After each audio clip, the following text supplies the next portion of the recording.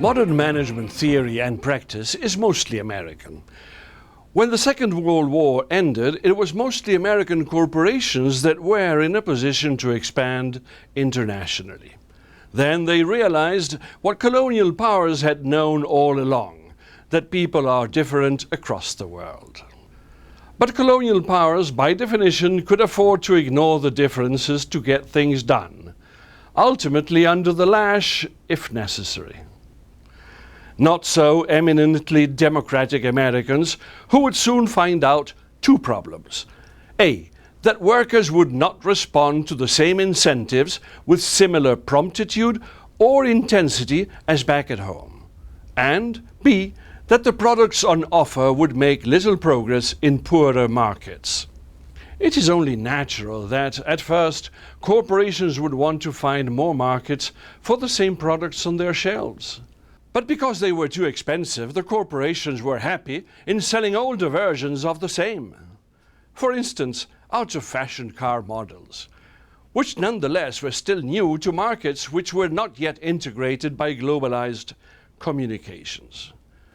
But even those products turned out to be too expensive and sales unsatisfactory, requiring recurrent government favors by the way of tax cuts or corporate sales gimmicks like fractioning products either through credit or by downsizing, diluting or cutting costs, occasionally to the point of making the products unsafe. The result is that India suffers 140,000 fatalities a year in crashes, while none of its locally manufactured cars by world-renowned car brands withstand the global NCAP safety test. There were many other ways in which the products were inadequate to emerging markets. A well-known US cereals manufacturer found out too late that shelves at Indian grocery stores could not take their box sizes. They were too large. The same manufacturer also had to figure out how to sell cold breakfasts to a nation used to hot ones. This was not the only case where demand had to be created. Carbonated soft drinks was another, and the lack of appropriate refrigeration capabilities proved to be a hindrance, not to speak of the lack of refrigerated distribution channels. Emerging market conditions can be a challenge to medical corporations as well. Medical corporations have developed mostly with an eye on needs, but somewhat blind to costs, and costs rule in emerging markets. Distribution channels also challenge medical corporations, which are used to peddling their wares through medical doctors and hospitals. But it happens that in Mexico there is a telephone-based healthcare advice and triage service catering for over 1 million families for $5 per month. Could that offer a channel, at least for advertising? In India, an entrepreneur offers a no-nonsense effective maternity care for about 1/5 of the price charged by competitors. How to price medical products under such a price disparity? Originally from Bangladesh, Vision Spring offers a business-in-a-bag franchise to relatively uneducated entrepreneurs trained to detect an ailment which progressively diminishes a person's capability to focus on nearby objects. Vision Spring's reading glasses, provided at $1 each, increase people's productivity by an average 35% in a country where 80% of the population lives on $2 a day. These are all local solutions, properly adjusted to the incomes and the educational competencies available in emerging markets, that foreign corporations must learn to work with. Vision Spring may have already distributed 1 million glasses by 2012, but over 1 billion are needed across the world. Vision Spring's great capillarity was achieved by piggybacking on the NGO BRAC. These are social entrepreneurs focused on aiding women. Vision Spring has now expanded to El Salvador. Big Pharma may find inspiration on initiatives like these to figure out how to distribute at low costs their wares in emerging markets. It is only recently that multinational corporations in emerging markets are beginning to be taught to find a need and fill it, rather than sell what you've got. This is why a consulting firm with links to a Harvard Business School professor spotted a need for laundry services. Brazil may be fit for low-end laundry services, provided with clean water, or even the upmarket dry cleaning services, but not India. There, the middle market is cornered between the same expensive laundry services they cannot afford and those offered by self-employed launderers who will hit the laundry against rocks in a polluted river and hand them back washed for a few cents. These crafty consultants sought to fill a need with a simple but safe laundry service that the hurried white-collar worker can afford. The consultants turned entrepreneurs placed their kiosk-based service in high pedestrian traffic places like close to supermarkets or where the people may be on their way to or back from work, and can drop and pick up their dirty clothes, which will be weighed and cleaned on the spot with safe water carried in the kiosk. The client is notified by SMS messages when the clothes are ready for pickup. Not bad at all. The same consultants also advised an Indian entrepreneur troubled by the lack of penetration of his American-styled large refrigerators in India. They taught him how to figure out what his potential clients needed refrigeration services for. It turned out that they only needed to cool off food one meal to the next. For the vast majority of their vegetarian Indian potential clients, there was no need for low temperatures to keep meat safe, let alone any use for ice. Besides, electricity supply was so erratic that whatever contraption would refrigerate, it should also have to operate on batteries, car ones if possible. In addition, because the population was relatively mobile, they would favor a refrigerator that could carry with them on their heads. Just in case you may be deluded in thinking that one solution may fit all, it will not. The same refrigeration solution would not work as well in Brazil. There, the electricity supply is more reliable, the poor are less mobile, and the requirements for refrigeration are greater. In Brazil, poor families still find it expensive to own and run a refrigerator. Therefore, in a shantytown, they might share a standard-sized refrigerator between the extended family who lives nearby. For instance, a grandmother may keep the refrigerator at home because she does the cooking for her grandchildren during daytime, and for her own children when they come back from work. All her income-earning children will pitch in with the cost of buying the food, the refrigerator, LPG canisters, and the electricity bill. An Indian-styled refrigerator that will not almost freeze beer or keep raw meat safe would have little purpose in Brazil. In any case, in the largest shantytown in Latin America, hosting 70,000 inhabitants, Rios Rocinha, this is Brazil's largest distributor of electricity appliances, Mr. Klein, opened a branch of his famed Casas Bahia. But if you stop to look at what is going on at his shop, people must already have refrigerators, because what they seem to be buying is the next comfort good, washing machines, air conditioners, and even microwave ovens. But serving emerging markets is not only a question of products and services, is it? It is also an issue of managing the operations. This requires people. There are not many operations which can extract a high enough margin from emerging markets to allow hiring the scarce and expensive English-speaking local management cadre. Therefore, if you're going for the middle market at all, you better learn to work with the true locals. True in the sense they are unlikely to speak good English, and they are likely to have relational values different from yours. In which ways? For starters, they are likely to be more collectivist-oriented. Now, there is a large theoretical discussion about collectivism, but to cut it short, let's assume that people of a feather tend to stick together. That is, in most emerging markets, people are group-oriented, conscious of the relationships and loyalties to the group. And, on principle, they distrust people from different groups. Not forever, but it will take longer for the outgroups to be accepted. This means, for example, that you may do better hiring by internal referrals than from the market. Why? Because if you have a good team to start with, they will be able to recommend someone they know who is capable and will fit in more smoothly and work better as a team than a know-it-all they will surely take longer to trust enough to work with as an effective team.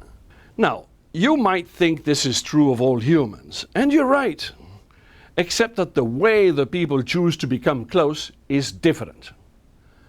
Masaki Yuko of Hokkaido University, Japan, argues that Americans and Japanese form groups according to different rules. Take, for example, the University of Ohio supporters and their American football team in 1997. In this picture, it is hard to spot people not wearing the university's red.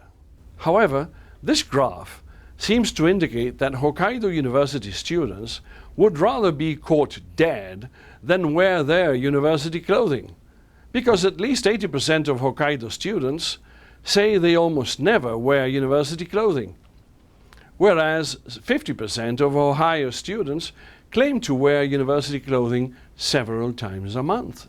This may lead some to argue that Americans are the collectivists and that Japanese are the individualists, as indeed it has been argued. But it would seem that what is at play is not so much identification with a group, but with a network that matters, because it's levels of trust, and Japanese trust more those that they are related with. And they don't need to ascribe colors for that. That collectivists or relational-oriented stick together also means that they have a strong sense of ownership of the work achieved by the team. Attempts by an outsider to figure out who was more responsible for the outcome are unlikely to go down well with collectivist people. This has important implications for the distribution of rewards. Mainstream managerial approaches will seek to identify overachievers and reward them accordingly. But those are more likely to be the ones despised by the group, not because they are effective, but because they are the ones who seek to stand out in teamwork. For teamwork, effective managers should reward teams rather than individuals. This is because out-group supervisors will, more often than not know which individual deserves more, if anyone does. Matters are likely to become worse if the despised, salient overachievers are the ones selected for promotion and become bosses. This does not mean that peoples of a relational orientation do not compete. They do, but between teams, not within them. Let me show you an example. Daniel Lewis is a simulated name of a real investor at a Venezuelan equity firm. He was in charge of acquiring 2 textile mills in South America. One was in Maracay, Venezuela, and the other in Colonia, Uruguay. The Uruguayan mill's higher productivity persuaded Daniel to invite 40 Uruguayan workers to move with their families to Maracay to improve output there. The initiative did not work as expected. The Uruguayans resented the cold shoulder received from the Venezuelans, bickering was rampant, and productivity remained low. Before sending the Uruguayans back to Colonia, Daniel made a last-ditch effort. He asked that the Uruguayans be exclusively entrusted with the denim unit at Maracay. This worked wonders. Left to themselves, Uruguayans increased their productivity, and this awoke healthy competitors from the Venezuelans, whose productivity rose as well. Being collectivists, most South Americans derive their identity from the groups to which they belong. They stick to neighborhoods where they build loyalty-bound networks, and they distrust those who are outsiders. South Americans work best with people they already know. These are traits South Americans share with many workers in emerging markets where much of the world's future growth is expected to come from. Global managers should pay attention to why Daniel's second attempt worked while his first one failed. Because collectivists perform best in teams made out of people they already know, they would take too long to become a high-performing team made up of a mixture of Venezuelans and Uruguayans. When left to work on their own, Uruguayans recovered the original teamwork spirit and performed highly enough to pique the Venezuelans to improve their own ratings. South Americans are competitive, but not individually. They compete in teams against other teams. Now, human beings across the world have enough in common for Goffey and Jones, the authors of the book Who Would Want to Be Led by You, to identify what peoples want from their leaders. So that leaves us with followers wanting community, Yeah. authenticity, significance, excitement. It turns out that all what Goffey and Jones claim people expect from their leaders can be found in a samba school. A Brazilian samba school delivers a world-class product in the form of a carnival parade. A samba school is the product of a community. It is a neighborhood at work, competing against other neighborhoods, samba schools. People at samba schools are usually moonlighting, but because they work closely knit teams of neighbors, competing with schools in other neighborhoods, they are extremely engaged in their work, able to pull an impressive 4,000-strong parade with floats and a percussion orchestra. Leading in a samba school is a true test of leadership, because leaders have no formal authority. They don't pay. Therefore, they must be authentic enough to seduce. In an emerging market society, this means that leaders must become part of the network. They cannot manage the distance that Goffey and Jones recommend in their book and still be trusted. Você tem que ir na casa do componente, você tem que conhecer o componente, conhecer a mãe do componente, o irmão do componente, aquele negócio todo de quase família, né? A rua onde mora. Então eu tenho a facilidade de comunicação de massa com esse pessoal e o sentido de fazer com que eles gostem, eu trago de dentro de mim, eu tiro de dentro de mim e faço com que eu talvez seja um espelho daquela vontade, daquela garra que eu quero dos componentes. Samba schools nurture the relational dimension of the organization. They also handsomely recognize contributions with titles. I have never been in a business organization with so many directors as in a samba school. Titles at a samba school carry no financial weight because people are not paid. But the people bestowed with such titles and ranks carry with them pride, wearing shirts with their rank and name embroidered on them. Rank is matched with empowerment. Leaders have a degree of autonomy and consequently develop the sense of ownership, which is crucial to success. A samba school is a community, a family, and if you've seen a carnival parade, you will have no doubt that there is a tremendous amount of excitement in it. Let's move on to India. In India, the Dabbawalas of Mumbai accomplish a great deal through a similar kind of teamwork. There, thousands of mostly illiterate Dabbawalas deliver 200,000 home-cooked lunch tiffin boxes daily to clients at their offices. Then they pick them up empty after lunch and return them to where they were collected in the morning. This means 400,000 transactions a day accomplished by 5,000 Dabbawalas, and over a century they have developed a color code which allows them to deliver tiffin boxes with such a low margin of error that Forbes magazine has awarded them a 6 Sigma rating. The untold secret for such a high performance is that most Dabbawallas come from the same district of Pune, a few hours away from Mumbai. They organize themselves in teams of about 50 to 150 Dabbawallas under a mukaddam, a boss, who has recruited them on the trust that stems from closeness with their families because they know each other and then they help each other out. Dabbawallas collectively control the outcome and are rewarded equally. Such is the strength of a relational network based on a technology appropriate to their level of education. The significance of the Dabbawala service in delivering food is associated to what has been termed the gastrosemantics of Hindu India.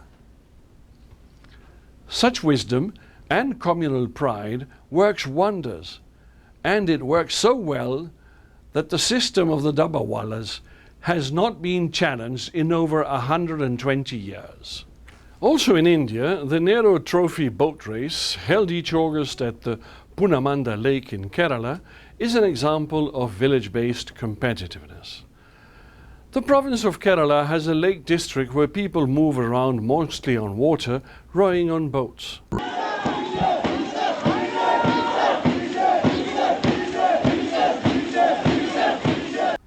Being a good rower is a matter of pride. Competing to be the village with the best rowers is surely to be a matter of great pride. So the villagers in the region of Kutanand, the triumph of their village boat at the regional race is equivalent to the victory of a neighborhood samba school in the carnival parade. Something to be celebrated by the community until the next year's contest. The village gets together to build a 100-feet-long snake boat to be manned by about 100 men and compete with similar snake boats from other villages on other islands. The villages support their rowers during the long training season. The race itself is a major occasion that, like Lamba schools' parades, gather a large audience.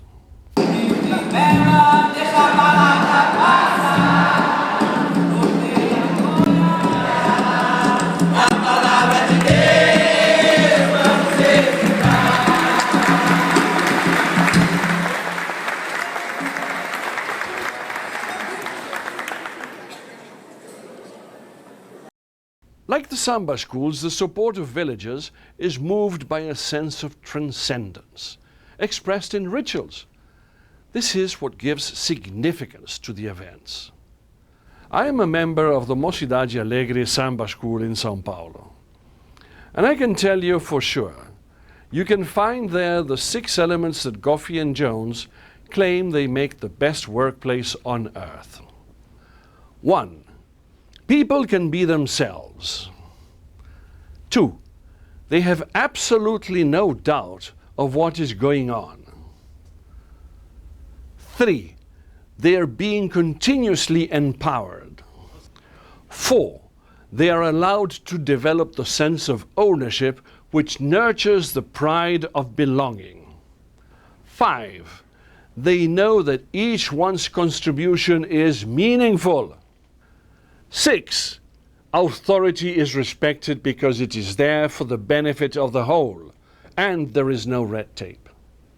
And from what I have learned from the Dabbawalas and the Kerala rowers, the same is true amongst them. That is some inspiration for you to manage people in emerging markets. That is the way they like to get organized when they are free to organize themselves. Perhaps this is why those organizational models perform so well.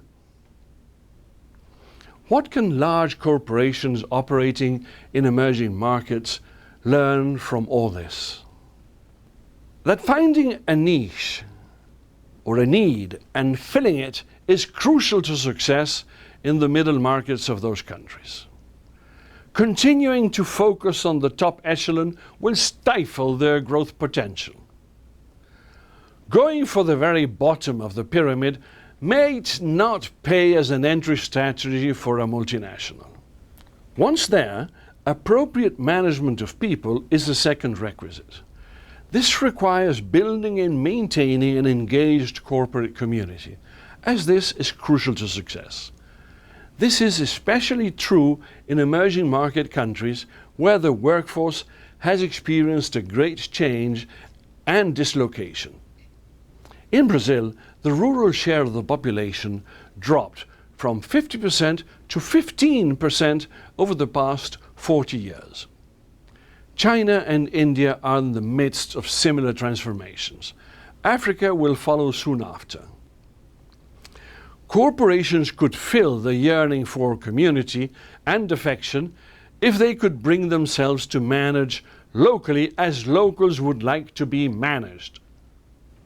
At modern corporations, on the other hand, recruiting emphasizes competence over affinity, and leaders are appointed from above, frequently without considering the views of those to be led. Workers also usually cannot drift away from a poor leader unless they leave the organization. A successful Samba school, as the Dabawala Service or the Kerala Rowers, all share closely knit community-based organizations with a strong focus and great teamwork. Corporations need to learn from Samba School, Dabawalas and Kerala Rowers, whose members deliver even in the pouring rain for no pay at all, or as in the case of Dabawalas, for only equal pay. Hardly similar to mainstream managerial techniques. Also, allow for higher purpose beliefs to guide and inspire your collaborators in emerging markets. Whenever possible, remind people you're not there to sell pills or meet targets, but to fight disease and enhance well-being even at the workplace. That is something worthwhile living to work for.